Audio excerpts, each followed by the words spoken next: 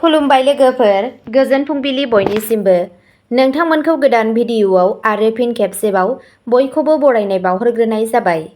आं दिनै नोंथांमोननि सिगाङाव 12 जुलाइ 2025 मायथाइ एबा 27 आसार दान 1432 मायथाइनि सानसेनि फानजामुथिखौ फरायथिनो लादों। आसा खालामो नोंथांमोनहा भिडिअ'खौ नायना मोजां मोनगोन।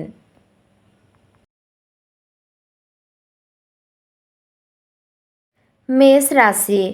दिनै फालांगि आरो जिउ राहायारि सोमोन्दोआव सानस्लाबै जाफुंसारनाया जाथावना। नोंथांनि आयआ बांनो हागौ। हरखाबै राङारि मुलाम्फा एबा अनथोबफोरा बबेनिफ्रायबा फैनो हागौ। नों गावनि खरसाखौ सामलायनांगोन। थासारिफोरा नोंथांनि फारसे थागोन। नोंथांनि गोसोआ खुसि थागोन। गावनि जिउ लोगोरि एबा मोजां मोननाय गोसो थोनायनि सायाव रागा जोंनाया मोजां जानाय नङा। नखरारि आयदाफोराव सासे बैसो जानाय सुबुङा हरखाबै सावस्रि जेंनाजों मोगा-मोगि जानो हागौ। नोंथांनि दिनैनि खाफालगोनां दिगआ जादों खोला सानजा, खाफालगोनां अनजिमाया जादों 1 आरो खाफालगोनां गाबआ जादों रेजें गोजा गाब। वृषभ राशि।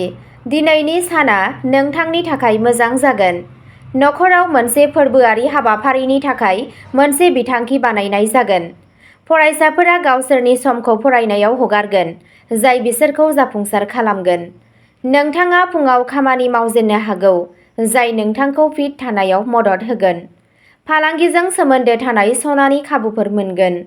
समाजारि थाखोआव नोंथांनि मुंदांखाया बांगोन। नोंनो मोनसे मख'जाथाव बिबान होनाय जागोन। साख्रि मावग्रा सुबुंफोरा गावसोरनि खामानियाव मुलाम्फा जागोन। खामानि मावथायाव नोंथांनि दिन्थिफुंनाया जोबोद मोजां जागोन। गायत्री मन्त्रखौ रोजाब, समाजाव नोंथांनि सन्मानआ बांगोन। नोंथांनि दिनैनि खाफालगोनां दिगआ जादों खोला, खाफालगोनां अनजिमाया जादों 2 आरो खाफालगोनां गाबआ जादों गुफुर गाब। मिथुन राशि। लासै-लासै आरो अलसिया आखुनि थाखाय नोंथाङा सावस्रिनि जेंनाफोरजों मोगा-मोगि जानो हागौ। दिनै नोंथाङा मावख'आव मोनसे सावरायमेलाव बाहागो लागोन। दिनै नोंथांनि सानस्रिफोरा बेसेनगोनां जागोन। नोंथांनि सुबुरुनफोरा मुलाम्फा गोनां जागोन। नोंथांनि नखरनि फारसे नोंथांनि बिबानफोरा बांगोन। नोंथाङा दान्थे-बिदान्थेयाव देरहागोन। नोंथाङा नोंथांनि जिउ लोगोरिनि मोनदांथिफोरखौ मान होगोन। मोनसे गोदान मावथांखियाव खामानि मावनायनि सिगां मोजाङै सान। नोंथांनि दिनैनि खाफालगोनां दिगआ जादों सा-सोनाब, खाफालगोनां अनजिमाया जादों 8 आरो खाफालगोनां गाबआ जादों कमला गाब। कर्क राशि। नोंथाङा मावख'आव माखासे सुबुंफोरखौ गोहोम खोख्लैनो हायो। नोंथाङा साख्रि सोलायनाय एबा उफ्रा आय नागिरनायनि सायावबो साननो हायो। बेयाव नोंथाङा खाफालगोनां जानो हागौ। नोंथाङा गोदानै जागायजेननायावबो जाफुंसार जानो हागौ। होबथानाय रां मोन्नायनि जाथावना दं। मोनसे सानस्लाबै मुलाम्फा जानो हागौ। फालांगियाव गोदान डिलफोर जानो हागौ। फोथायथिया बांनो हागौ।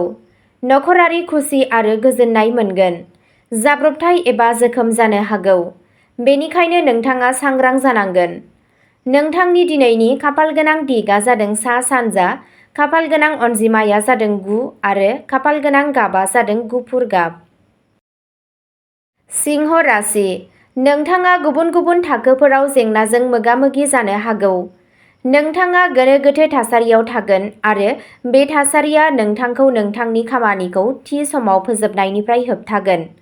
बे समाव सम्पदफोरनि आंखालनि थाखाय माखासे फालांगियारि सानथांखिफोरखौ दोनथ'नो गोनां जानो हागौ।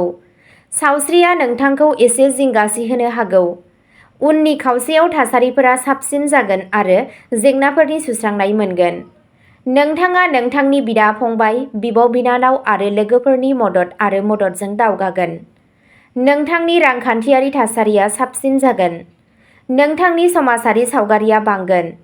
नोंथांनि दिनैनि खाफालगोनां दिगआ जादों खोला, खाफालगोनां अनजिमाया जादों 5 आरो खाफालगोनां गाबआ जादों गोमो गाब।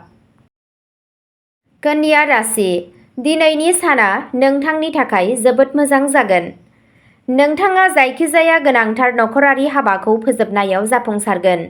नोंथाङा नोंथांनि मोजां मोनलायनाय सोमोन्दोआव मोनसे गोजोनथाव सारप्राइज मोनगोन। नोंथाङा लोगोफोरजों बायजोआव थांनानै गोजोननाय मोनगोन। राङारि जिंगाया गोमालांगोन आरो नोंथाङा नेनाय रांफोरबो मोनगोन। नोंथांनि आखा-फाखाजों नोंथाङा दावगानो थाखाय गोबां खाबु मोनगोन। हरसे उन्दुनायनि जाहोनाव नोंथाङा मोजां मोनगोन। गावनि बिमा-बिफानि मददजों नोंथाङा जिउआव दावगागोन। रांखान्थियारि मुलाम्फानि थाखाय भगबान गणेशनो दुर्बा जासि। नोंथांनि दिनैनि खाफालगोनां दिगआ जादों सा-सानजा, खाफालगोनां अनजिमाया जादों 7 आरो खाफालगोनां गाबआ जादों रेजें गोथां गाब। तुला राशि। दिनै नोंथांनि जिंगाया खम जागोन आरो बेनि फिथाइ महरै नोंथांनि गोसोआ खुसि जागोन। फालांगियारि हेंथाफोर सोमजिगोन। बादायगिरिफोरजों नांलाय-खमलाय जानायनि खाबु दं। नोंथांनि गोसोआ नखर आरो रांखान्थियाव जागोन। मोनफ्रोमबो खाबुखौ लानो नाजा। नोंथांनि गासैबो खामानिखौ गोरलैयै आरो थि समावनो फोजोबनो हायो। नोंथांनि आंगोफोरा मा बुङो बेनि सायाव नोंथाङा जोबोद सांग्रां जागोन। फालांगिनि थाखाय दावबायनाया मुलाम्फा गोनां जागोन। जुलि जानाय जिउआव गोरोबलायनाया बांगोन। नोंथांनि दिनैनि खाफालगोनां दिगआ जादों सोनाब, खाफालगोनां अनजिमाया जादों 6 आरो खाफालगोनां गाबआ जादों गोजा गाब। वृश्चिक राशि। फालांगियाव मुलाम्फानि थाखाय मोजां आसा दं। साख्रियाव थाग्राफोरनि थाखाय समा मोजां। आद्रा थानाय खामानिया सुस्रांजागोन। गोजाम जेंनाफोरा सुस्रांजानो हागौ। सुथुरफोरनि सायाव देरहानायनि खाबु दं। नोंथाङा गोदान फालांगि जागायजेननो थुलुंगा मोननो हागौ। माखासे गिदिर बिबानफोरखौबो मावफुंनो हायो। नोंथाङा माखासे मोजां खाबुफोर मोननो हागौ। फालांगियारि थिरांथाफोरखौ सोलोजों ला। बेवहाय गोबां मुलाम्फाफोरबो दं होनना इसारा मोननाय जादों। नोंथांनि सायाव बायदि रोखोमनि बिबानफोर थानो हागौ। दिनै नोंथाङाबो दावबायनो थाखाय बायजोआव थांनो हागौ। नोंथाङा नोंथांनि जिउ लोगोरिनिफ्राय मदद मोननो हागौ। सावस्रिखौ लानानै सांग्रां था। नोंथांनि दिनैनि खाफालगोनां दिगआ जादों खोला, खाफालगोनां अनजिमाया जादों 1 आरो खाफालगोनां गाबआ जादों गोथां गाब। धनु राशि। मोजां फिथाइ मोननो थाखाय दिनैनि साना मोनसे मोजां सान। नोंथाङा मोनसे मोजां सानस्रि लाखिगोन। नोंथाङा गुबुनफोरखौ गोहोम खोख्लैनो थाखाय नोंथांनि सुंज्लायनाय रोंग'थिफोरखौ बाहायगोन। साख्रि मावग्रा सुबुंफोरा मासि जौगानाय मोननो हागौ। माखासेफोरा हास्थायनाय सोलायनायफोरखौबो मोनदांनो हागौ।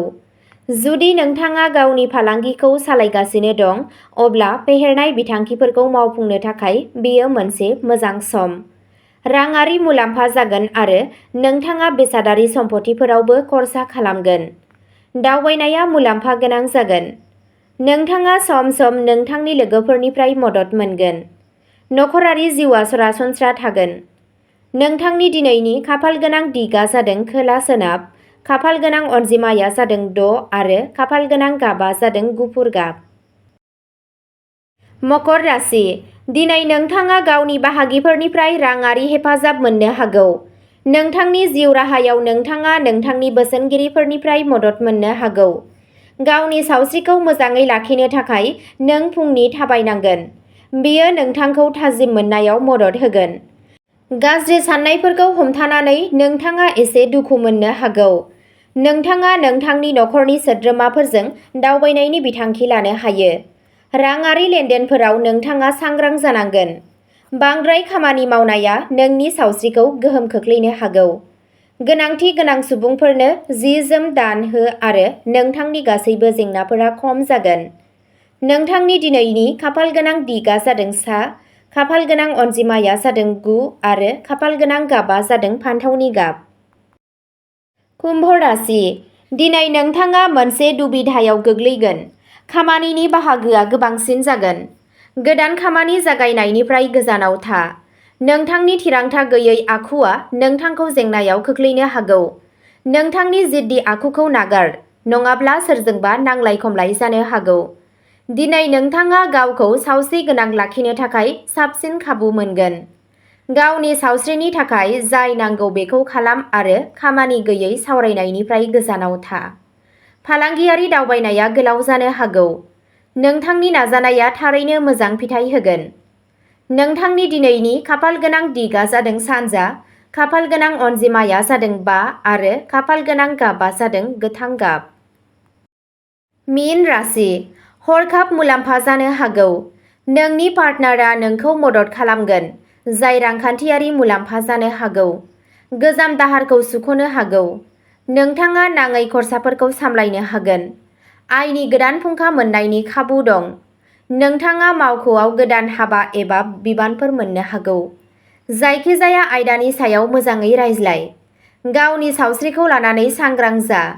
नोंथाङा बोथोरारि बेरामफोरनि जेंनाफोरजोंबो मोगा-मोगि जानो हागौ।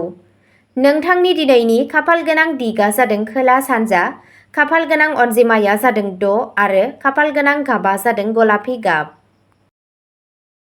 अब्ला दिनैनि भिडिअ'आ एसेनोसै। नोंथांमोनहा जुदि सानफ्रोमबो फुंबिलि समाव बेबादि फानजामुथि नायनानै मोजां मोनोब्ला सानफ्रोमबोनि फानजामुथिनि आपडेट मोननो थाखाय चेनेलखौ साबस्क्राइब खालामनानै लादो आरो भिडिअ'खौ मोजां मोनदोंब्ला अन्नानै लाइक, शेयार आरो कमेन्टबो खालामनानै होलांब्लानो जाबाय। गोजोन्थों।